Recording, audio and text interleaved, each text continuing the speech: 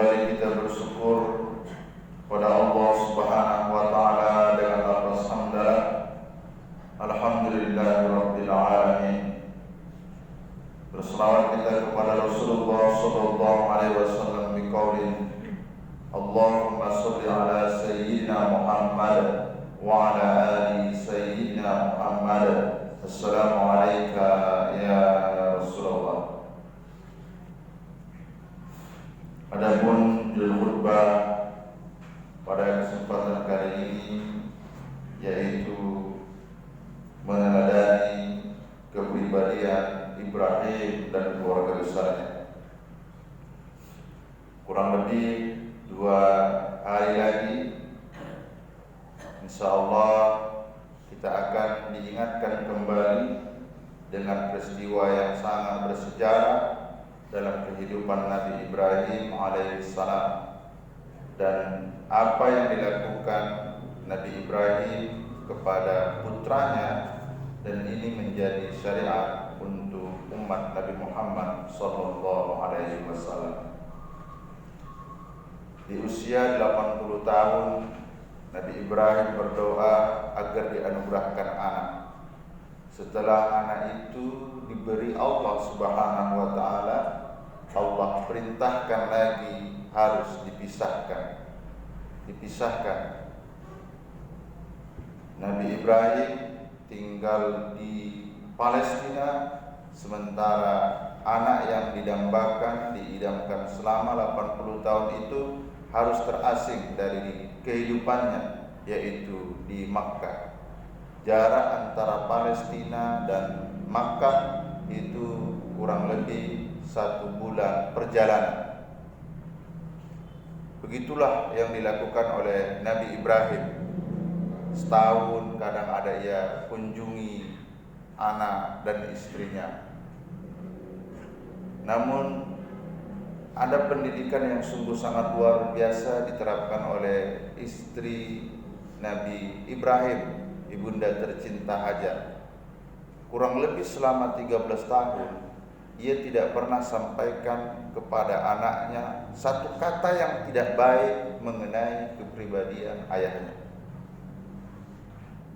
13 tahun tidak didampingi ayah tercinta, tapi yang terlontar dari Sarah, ayahmu orang hebat, ayahmu Khalilullah, kekasih Allah.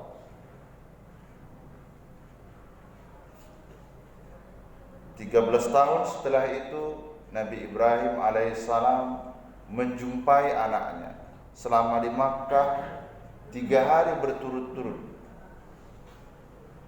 3 hari berturut-turut yang dikenal dengan istilah tarwiyah, masa-masa mempertimbangkan. Kenapa? Nabi Ibrahim melihat dalam mimpinya ia menyembelih anaknya 3 kali, dan ini diabadikan dalam Al-Quran. Bismillahirrahmanirrahim. Falamma balagha ma'ahu as-sa'ya qala ya bunayya inni ara fil manam anni azbahuka fanzur madza tara. Qala ya abati fa'al ma tu'mar satajiduni insyaallah minas sabirin.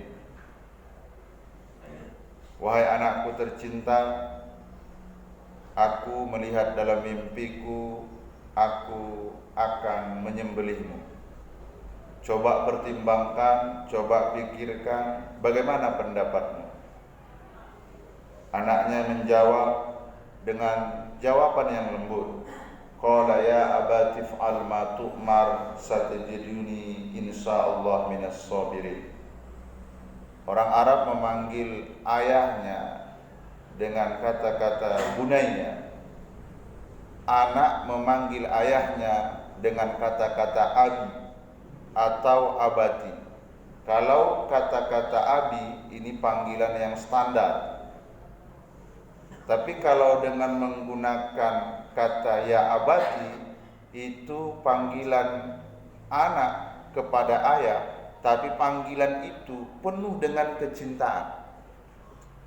13 tahun hanya dikunjung beberapa kali, dipisahkan dari ayahnya, ditinggalkan di tanah yang sangat tandus, tidak ada kehidupan di sana. Tapi ketika berjumpa, itu umur Nabi Ibrahim 101 tahun.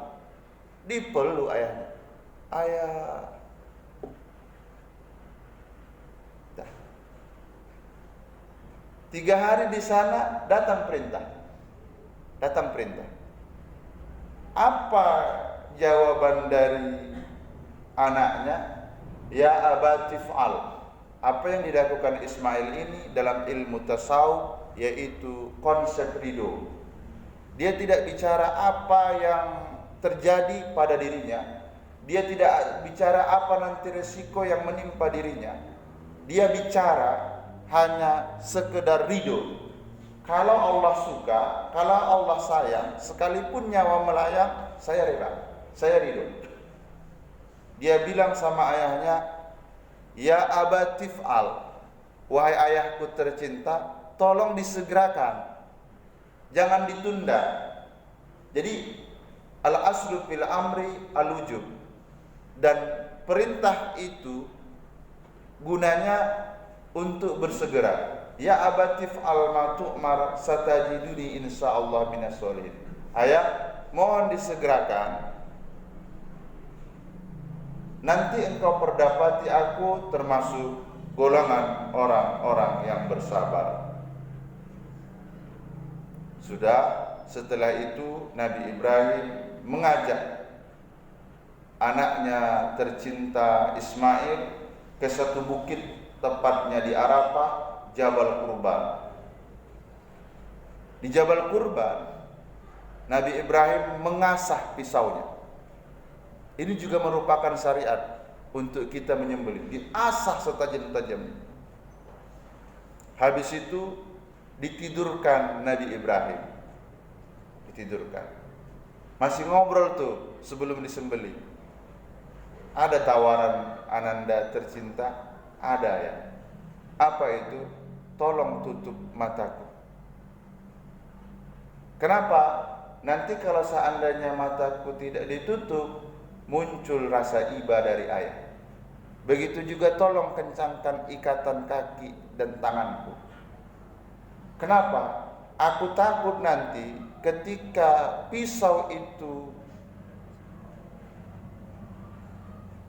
menebas batang leherku, aku meronta-ronta. Karena ayah tidak ikat, bisa saja aku nanti memukul dan menendang ayah. Aku tidak mau menyakiti ayah. Sudah nyawa yang dipertaruhkan, dia masih ingat bagaimana ayahnya tidak tersakiti. Tolong ayah ikat tangan dan kakiku sekuat-kuatnya. Dan ayah, bajunya jangan langsung pakai kain. Nanti darahnya, kalau seandainya darahnya itu nanti mengalir, tidak langsung kena ke baju ayah. Kasihan nanti kalau dilihat ini.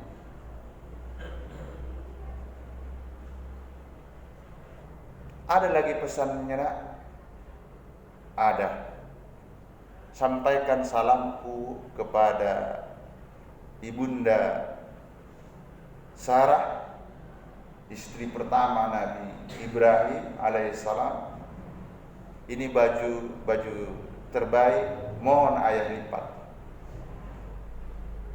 Nanti ayah kasih sama ibu Hajar. Andai ibu rindu, ia bisa menciumnya. Sampaikan sama ibu, sayalah nanti yang menjadi pelayannya di surga. Sudah dibaca itu. Bismillah, Allahu Akbar. Malaikat seluruhnya tak sanggup menyaksikan itu. Sedaktar ru'ya. Malaikat berdoa, sudah Ibrahim, engkau sudah membenarkan perintah, engkau sudah membenarkan mimpimu. Apa yang kau lihat dalam mimpimu betul sudah kau lakukan. Jibril langsung turun, mengganti, diangkat Ismail ke sebelahnya, dan dia ambil kibas untuk disembelih oleh Ibrahim alaihissalam. Selesai. Ini hanya sekedar ridho. Kalau dibawa nanti ke hukum-hukum yang lain, pasti bicara aneh-aneh. Gila, ada ayah menyembelih anaknya. Ini bukan sinetron, ini bukan dongeng, tapi nyata dalam kehidupan Nabi Ibrahim alaihissalam. Ma'asyiral muslimin, jamaah salat fardu Jumat yang dimuliakan oleh Allah Subhanahu wa taala. Apa yang terlontar dari Nabi Ibrahim? Tidak ada kata-kata yang bisa mengusir kesedihan, kepedihannya selain ucapan mengagungkan Allah. Allahu Akbar. Apa yang bisa dilantunkan oleh Nabi Ismail kecil? Tidak ada selain ucapan Allahu Akbar. Mereka selesaikan penyembelihannya, mereka bagikan dagingnya, pulang mereka. Istri tercinta, ibu tercinta dari Ismail, Hajar, sudah berlinang air mata. Air mata itu tak ada lagi, sudah kering, sudah habis. Tapi sayup-sayup ia dengar ada lantunan mengagungkan Allah. Suaminya, Allahu Akbar. Suara itu tak bisa kuat. Kenapa? Umurnya sudah 101 tahun. Tapi setelah sautan-sautan itu, ada suara anaknya tercinta. Seolah-olah dia tidak yakin. Allahu Akbar. Ternyata dilihat, memang benar anaknya masih hidup. Bahagia, sedih, ditepis semua oleh Hajar. Bukan dengan seutas senyum, tapi tetap mengagungkan Allah. Allahu Akbar, Allahu Akbar, Allahu Akbar, walillahil hamd. Ma'asyiral muslimin, jamaah salat fardu Jumat yang dimuliakan oleh Allah Subhanahu wa taala. Ada beberapa pesan moral yang bisa kita ambil. Ketika kita melakukan suatu kebaikan, mohon jangan digunakan otak kirinya. Kadang otak kiri tak sanggup memikirkan perintah yang sudah menjadi kewajiban yang ditetapkan oleh Allah Subhanahu wa taala. Konsep ridho akan meluluh lantahkan segalanya. Terima sajalah apa yang diperintahkan oleh Allah. Pada prinsipnya Allah tidak akan pernah sekalipun menganiaya hamba-hambanya. Allah tidak pernah menyiksa hamba-hambanya. 114 surah, semuanya 113 surah itu dimulai dengan kata Bismillahirrahmanirrahim. Allah lebih kedepankan sifat rahmannya daripada sifat al-mutakabbir. Selanjutnya, pesan yang kedua, apapun kendala, apapun permasalahan, apapun yang menjadi sakwa sangka, gundah gulana di dalam hati kita, ingat, kadang kita merasa kita sendiri, kadang kita merasa kita dikecilkan oleh orang lain, kadang kita merasa tidak ada yang menolong. Ingat, Allahu Akbar, Allah Maha Besar, Allah segala-galanya, Allah tempat bergantung. Fa'tabiru ya ulil albab la'allakum tuflihun.